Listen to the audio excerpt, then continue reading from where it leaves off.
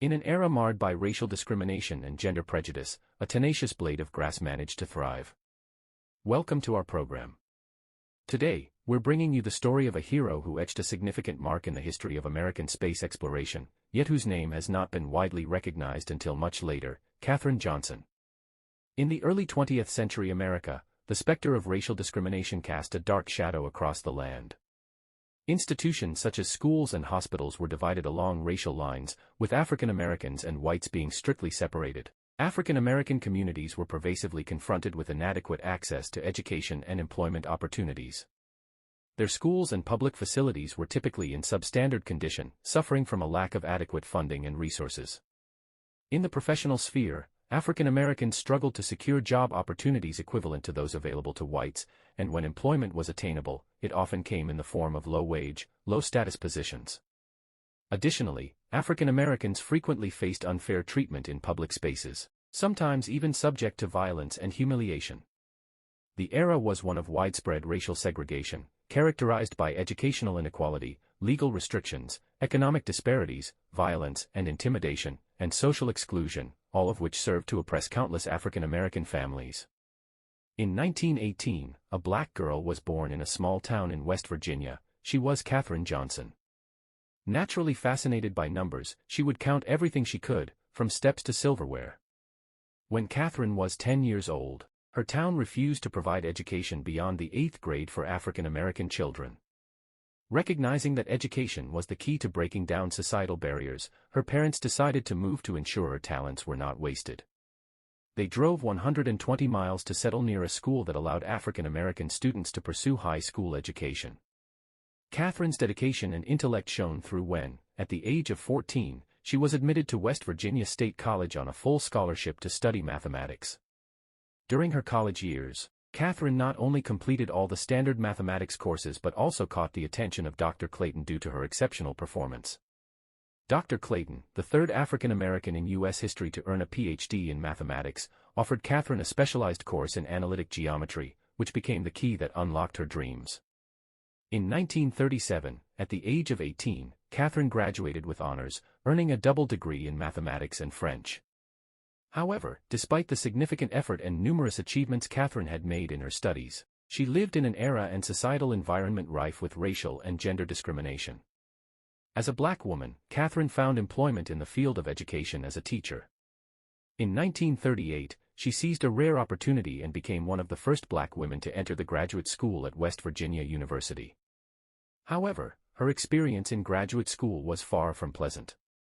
There, she faced unprecedented discrimination and unequal treatment. As a minority and a woman in a graduate institution, she encountered prejudice and exclusion from her peers and faculty members. This environment caused harm to her academic pursuits and personal dignity, leaving her feeling isolated and disrespected. Within such a setting, Katherine made the difficult decision to leave graduate school. She shifted her focus to her family life, becoming a full-time homemaker and mother. For the next several years, she raised 3 children, setting aside her passion for mathematics and her academic ambitions. In 1953, Katherine's story finally took a turn for the better. At that time, the National Advisory Committee for Aeronautics, NACA, which would later become the National Aeronautics and Space Administration, NASA, was in a critical moment in the space race against the Soviet Union. They were in urgent need of mathematical calculators to handle the vast amounts of data related to aviation and space exploration. The West Area Computing Unit at NACA's Langley Laboratory, a department composed of African American employees, began to open positions to African American women. With the support of her husband, Katherine seized this opportunity and decided to re-enter the workforce. After a year of rigorous testing and evaluation, Katherine's exceptional computational skills and knowledge of physics secured her a position as a calculator at the NACA Langley Research Center. Initially, Katherine, like many other African American women, took on the role of a computer, tasked with reading data from aircraft black boxes and performing precise mathematical calculations. Despite her unmatched abilities, she and her African American colleagues were segregated in the colored computing room, using specific restrooms and dining areas, much like having to walk a great distance to a restroom when urgency strikes. In this environment, Katherine continually improved herself, pursuing more accurate data.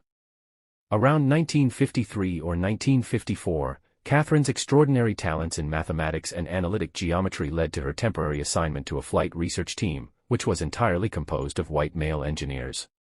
Her work there involved more complex computational tasks, including the analysis of flight data and the calculation of flight trajectories. Her outstanding performance and expertise quickly led to her reassignment to the core department of the Langley Flight Research Laboratory, where she participated in more critical aviation navigation computational parameter work. Her role expanded beyond mere calculations to include data computation and verification for rocket launches. Katherine, along with her female colleagues, was celebrated as human computers, a fascinating metaphor for their essential contributions. Their work was vital to ensuring the success of space missions. Katherine Johnson played a pivotal role in the Mercury program in 1961, where she calculated the flight trajectory for Alan Shepard, the first American astronaut to journey into space. This mission was the United States' inaugural attempt to send a human into space and was crucial for the U.S. to take the lead in the space race against the Soviet Union. Katherine's precise calculations ensured that the Freedom 7 mission was a success and safely returned Alan Shepard to Earth. This successful spaceflight not only marked a significant step for the U.S. in the space race but also confirmed Katherine Johnson's exceptional talents in aerospace computation. Her work was highly recognized, particularly in 1962 when John Glenn, for his first orbital mission, specifically requested Katherine to personally verify the computational results. Glenn stated that he had confidence in the mission only if Katherine confirmed the calculations were correct. You mean Katherine? Yes, sir. The smart one. I mean, she says they're good. I'm ready to go. In 1969, Katherine contributed to calculating the Apollo 11 moon landing trajectory, providing critical computational support for Neil Armstrong and Buzz Aldrin's successful moon landing and their safe return to Earth. In 1970, during the Apollo 13 mission, Katherine was involved in calculating the emergency return route, aiding the astronauts in safely returning to Earth when the mission encountered problems. Katherine also participated in writing NASA's first flight manual, offering vital reference material for astronauts.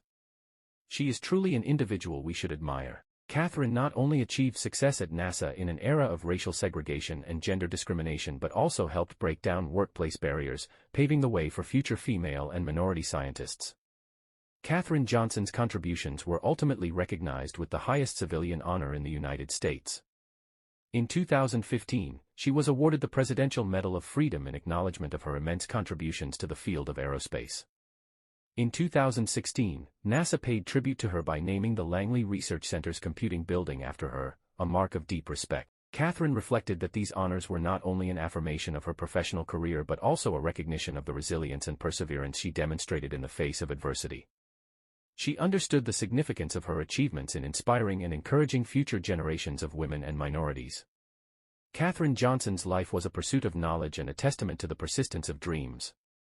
Her story reminds us that no matter the difficulties faced, with courage and determination, anyone can make a contribution to the world. However, it's also true that success often requires a bit of luck, no matter how hard one works. On February 24, 2020, this legendary NASA mathematician passed away at the age of 101. She left behind an indelible legacy in the history of American space exploration and earned respect and remembrance worldwide.